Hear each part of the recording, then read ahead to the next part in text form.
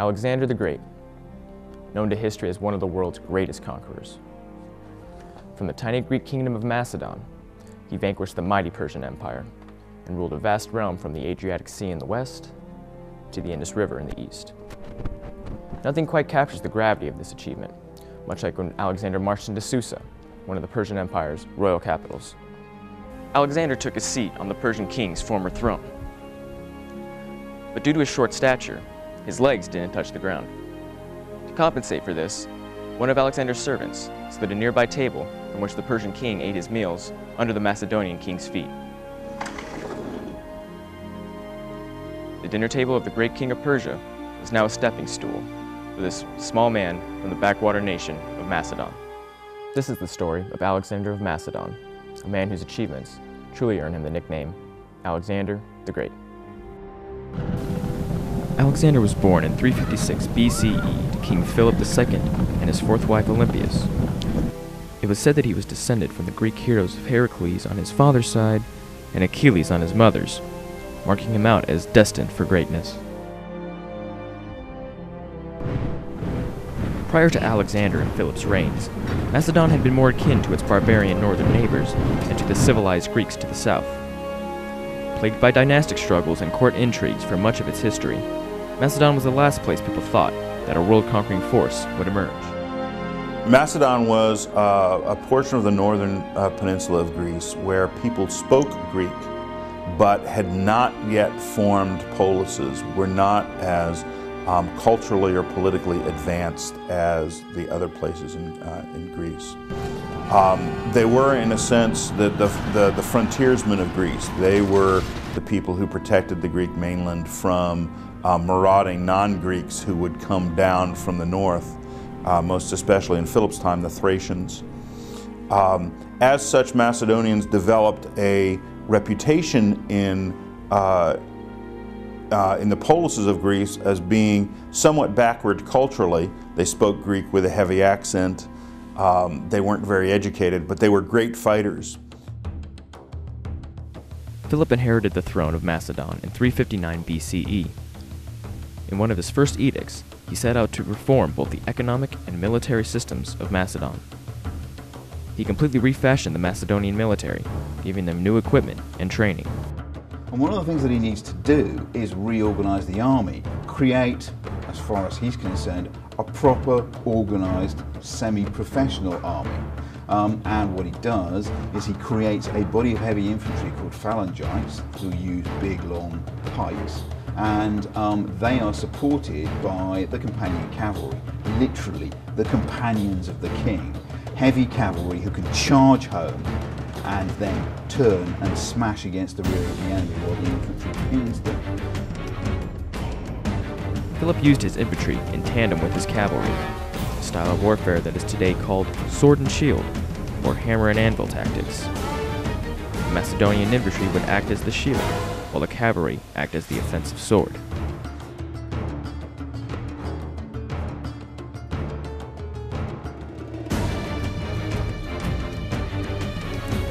This was the fighting force that Alexander would one day bring with him to Asia.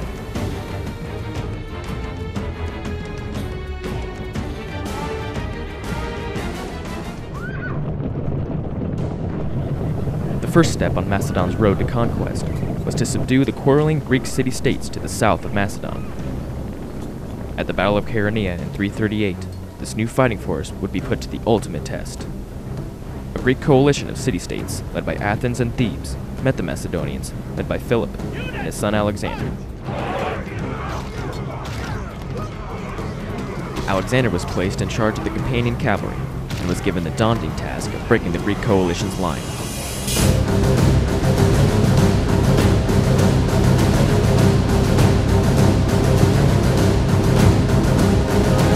Alexander succeeded, and when Philip followed in with his infantry, the battle soon became a rout.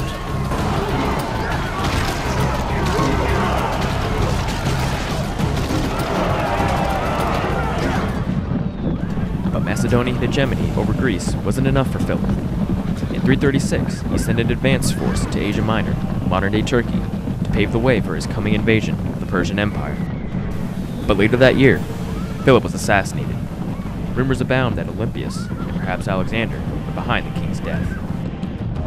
Rumour has it that Olympias was basically plotting to get her son Alexander put on the throne in Philip's stead.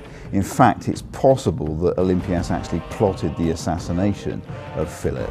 And when Philip died, Alexander was made king in his stead. It's entirely likely that Alexander and Philip didn't themselves get on too well, though they clearly respected one another, and Philip gave Alexander command of his companion cavalry in Philip's early battles, especially the Battle of Chaeronea. Alexander was proclaimed the King of Macedon, and after a short campaign against the barbarian tribes to the north of Macedon and rebellious cities to the south in Greece, Alexander rekindled his father's ambitions and led the Macedonian army into Asia to conquer the Persian Empire, and perhaps in his mind, the entire world. He's setting out to win himself an empire, to earn his place in history. But at the same time, it's a huge venture. And this guy's not even in his 30s at this point.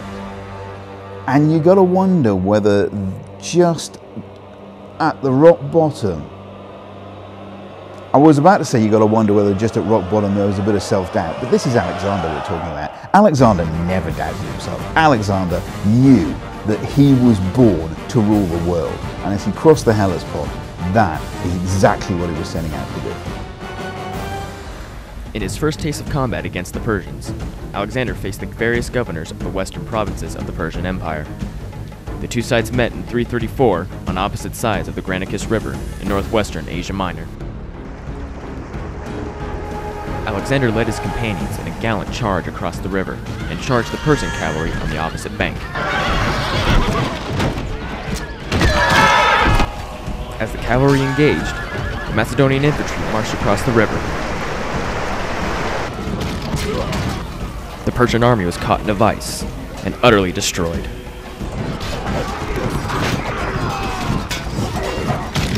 The shock that must have rippled through Anatolia towards Persepolis at having such a numerically powerful frontier army decimated by a much smaller military force. Alexander was a man who led by example and fought at the front. In every battle he fought, he was at the head of the charge of the companion cavalry and was wounded several times throughout his career. At Granicus, Alexander personally killed the Persian king's son-in-law by plunging a lance into his face. But then two Persian generals attacked him. One dented his helmet with a sword swipe but was killed by Alexander, and before the other general could deal the final blow, his arm was cut off by one of Alexander's companions. After defeating the Persians at the Granicus River, Alexander set out to subdue the cities along the Aegean coast. Cities that were once Greek colonies, but had since been subdued by the Persian Empire. Cities such as Halicarnassus and Miletus put up stiff resistance, but all were captured by Alexander. After accomplishing this feat, Alexander marched deep into Asia Minor, claiming the territory for Macedon. From there he marched south towards Egypt, through the territories of Syria and Palestine. It was here that the Persian king, Darius III, set to meet Alexander in combat and put an end to the young Macedonians' Asian expedition. The two sides met in 333 at a place called Issus, and it would be a defining moment during the whole campaign. Alexander knew that he couldn't overcome the vast Persian army, so he decided to go for the jugular by capturing or killing Darius himself. While his infantry kept the Persians at bay, Alexander charged the vast horde of Persian cavalry.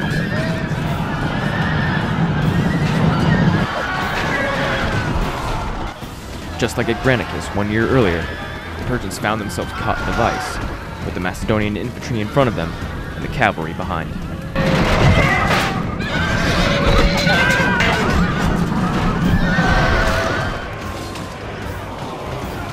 Owing to Alexander's tactical brilliance and his better trained and determined troops, the Macedonians crushed the colossal Persian force arrayed against them.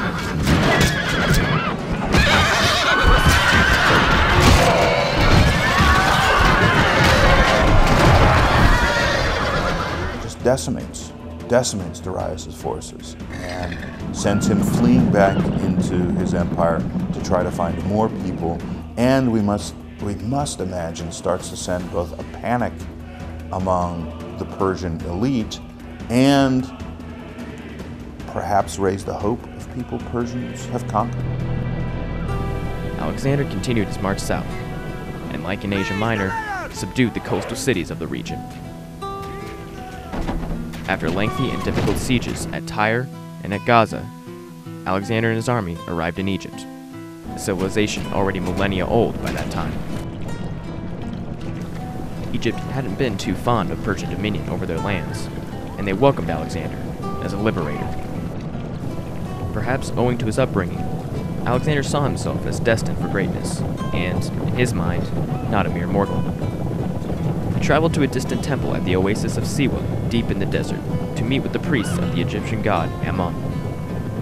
It is here that Alexander was called the son of a god, reinforcing his own belief that he was godlike and invincible. That he is on a quest to perhaps fulfilling rumors he's heard about his mother and who his real father is, to determine his godhood, to test his godhood, to see other places that are worthy of him. Egypt had changed him, and his subordinates knew it. Their disaffection with Alexander's godlike persona of himself would simmer under the surface until late in the Asian campaign. But for now, there was still a war to fight. Darius, while battered and bloodied after his defeat at Issus, was still alive and possessed huge resources of wealth and manpower. The Persian king used these resources to create a new and bigger army to face Alexander in the future.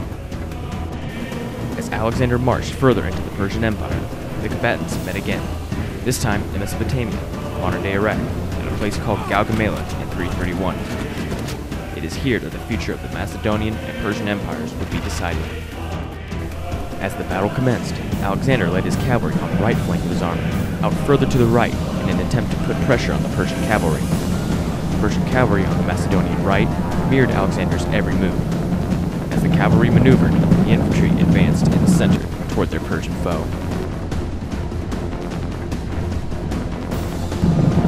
It was then that Alexander turned his cavalry and charged straight at the Persian horse. His pre-engagement maneuvering had left a gap in the Persian line that Alexander exploited immediately. And Alexander, much like at Issus, made a beeline for the Persian king Darius. However, as the right and center of the Macedonian army advanced, the men on the left flank of the army were hard-pressed to hold the line, and a dangerous gap had opened, this time in the Macedonian line, and the Persians broke through. But the Macedonian cavalry on the left quickly dispatched the Persian soldiers who threatened the Macedonian army's rear. Then, the death blow.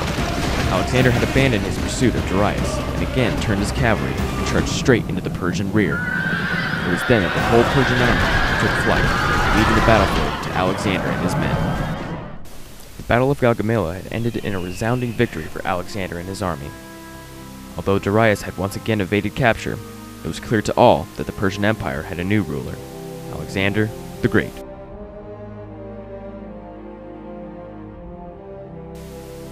After the Battle of Gaugamela, Alexander would only live another 8 years. He died shortly before his 33rd birthday on June 11, 323 BCE. But in that small amount of time, Alexander would leave a lasting legacy right up to the present day. There's a mosaic. On the floor of a house in Pompeii. It's the famous mosaic of Alexander charging across the river Granicus. And it's a mosaic of Alexander as a great warrior, leading his men to victory.